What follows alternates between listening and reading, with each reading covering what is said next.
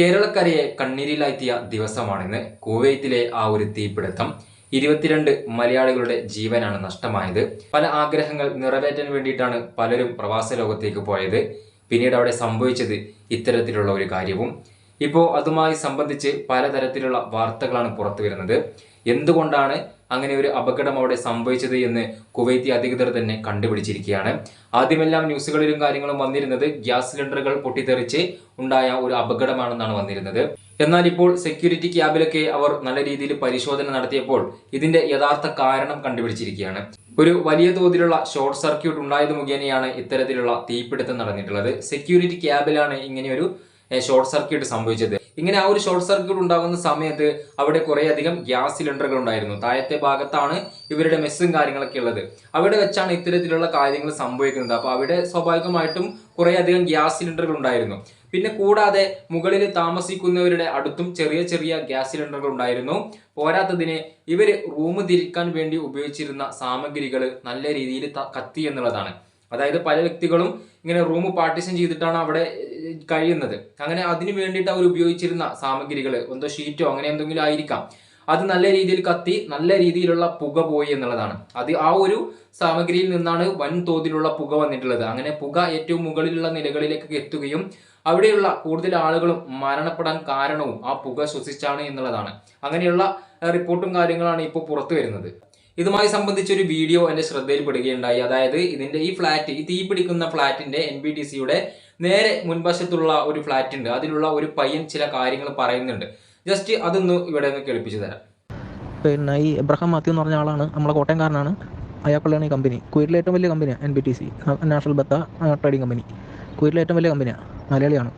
അദ്ദേഹം കഴിഞ്ഞ ഓണത്തിനാണ് പിണറായി വിജയന് ദുരിതാശ്വാസത്തിന് 50 ലക്ഷം രൂപ കൊടുത്തത്, ദുരിതാശ്വാസ ഫണ്ടിലത്തേക്ക്. ആ 50 ലക്ഷം രൂപ ഒരു പൈസ പോലും ആർക്കും കൊടുത്തില്ല. അത് മൊത്തം അടിച്ചു മാറ്റി.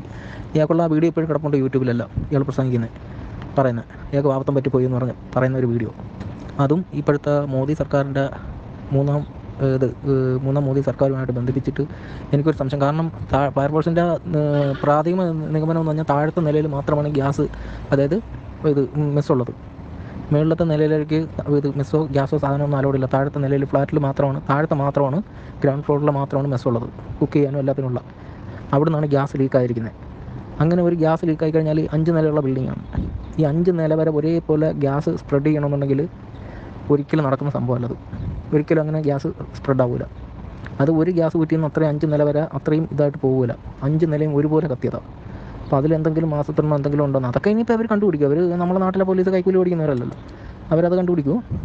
എങ്ങനെ ലീക്കായി, എന്തുകൊണ്ട് ഇത്രയും ഗ്യാസ് സ്പ്രെഡായി എന്നൊക്കെ അവർ കണ്ടുപിടിച്ചോളൂ. അപ്പോൾ എനിക്കതിലൊരു സംശയമുണ്ട്. ഏതെങ്കിലും ഈ പോകണം കിട്ടാന്മാരെ ആരെങ്കിലും വല്ലതും പൈപ്പും കണ്ടിച്ച് ഓടിച്ച് മൊത്തം തുറന്നു വിട്ടിട്ട് കത്തിച്ചാണോ എന്നൊരു സംശയം, എൻ്റെ ഒരു സംശയമാണേ. കാരണം അല്ലാതെ നമ്മൾ സാധാരണ ഞാനൊക്കെ ഇവിടെ ഇഷ്ടം പോലെ തീ പിടിക്കുന്നത് ഞാൻ കണ്ടിട്ടുണ്ട്. ഒരു ഫ്ലാറ്റിൽ തീ പിടിച്ചാൽ ഒരൊറ്റ ഫ്ലാറ്റ് മാത്രമേ കത്തൂ, താഴത്തോ മേളിലോ ഒന്നും കത്തൂല. ആ ഒരു ഫ്ലാറ്റിൽ മാത്രമേ തീ കത്തുള്ളൂ. ഇത് താഴത്തെ നിലയിൽ നിന്ന് ഫുള്ള് മേളിൽ 5 നില വരെ, 5 നിലയിൽ ഒരുപോലെ തീ കത്തുന്ന, അത്രയും ഒരിക്കലും അങ്ങനെ ഗ്യാസ് സ്പ്രെഡ് ആവില്ല. എന്തോ സംതിങ് റോങ് ഉണ്ട് എന്നൊരു സംശയം.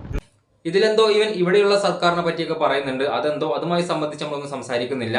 പക്ഷെ ബാക്കിയുള്ള കാര്യങ്ങൾ എടുത്തു നോക്കുകയാണെങ്കിൽ എന്തൊക്കെയോ ഒരു കാര്യങ്ങൾ ഒന്ന് അന്വേഷിക്കേണ്ടതായിട്ടുണ്ട്. കാരണം ഇത്ര വലിയ രീതിയിലൊക്കെ ഒരു തീപിടുത്തം ഉണ്ടാവുക എന്ന് പറയുമ്പോൾ അതിന്റെ പിറകിൽ ആരെങ്കിലും ഉണ്ടോ എന്ന് ജസ്റ്റ് ഒന്ന് അന്വേഷിക്കുന്നത് നന്നായിരിക്കും. അപ്പോൾ ഇതിൽ ജീവൻ നഷ്ടപ്പെട്ടവർക്കൊക്കെ വളരെ വലിയ രീതിയിലുള്ള ധനസഹായം കൊടുക്കാൻ വേണ്ടിയിട്ട് പല ആളുകളും രംഗത്ത് വന്നിട്ടുണ്ട്. യൂസഫ് അലി വന്നിട്ടുണ്ട്. അതുപോലെ തന്നെ NBTC 8 ലക്ഷം കൊടുക്കുക എന്ന് പറഞ്ഞിട്ടുണ്ട്. നമ്മുടെ കേരള സംസ്ഥാന സർക്കാർ 5 ലക്ഷം, മോദി 2 ലക്ഷം, അങ്ങനെയുള്ള ധനസഹായങ്ങളൊക്കെ ഇവർ പറഞ്ഞിട്ടുണ്ട്. പക്ഷേ ആ ഒരു സഹായം കൊണ്ടൊന്നും ആ ഒരു കുടുംബത്തിനൊന്നും ആവില്ല എന്നുള്ളതാണ്. കാരണം അവരുടെ മക്കളാണ് നഷ്ടപ്പെട്ടിട്ടുള്ളത്.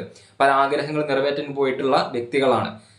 പല വീഡിയോസും കാണാനിടയായി. ഈ ന്യൂസുകളിലും കാര്യങ്ങളിലൊക്കെ പല വ്യക്തികളും പല ആഗ്രഹങ്ങൾ കൊണ്ട് പോയിട്ടുള്ളവരാണ്. അപ്പോൾ അതൊക്കെ കേൾക്കുമ്പോൾ മനസ്സിൽ വല്ലാത്തൊരു സങ്കടം. ഇനി ആർക്കും ഇങ്ങനെയൊന്നും വരുത്തല്ലേ എന്ന് തോന്നിപ്പോവുകയാണ്. പക്ഷേ വിധി എന്ന് പറയാം, അല്ലാതെ ഇതിനെ മറ്റൊരു പേരും ഇട്ട് വിളിക്കാൻ പറ്റുകയില്ലല്ലോ. അപ്പോൾ ഏതായാലും പല വ്യക്തികളുടെയും ഒരു സംശയമായിരുന്നു ഇത്തരത്തിലുള്ള ഈ ഒരു വലിയ തീപിടുത്തം എങ്ങനെയാണ് ഉണ്ടായത് എന്നുള്ളത്.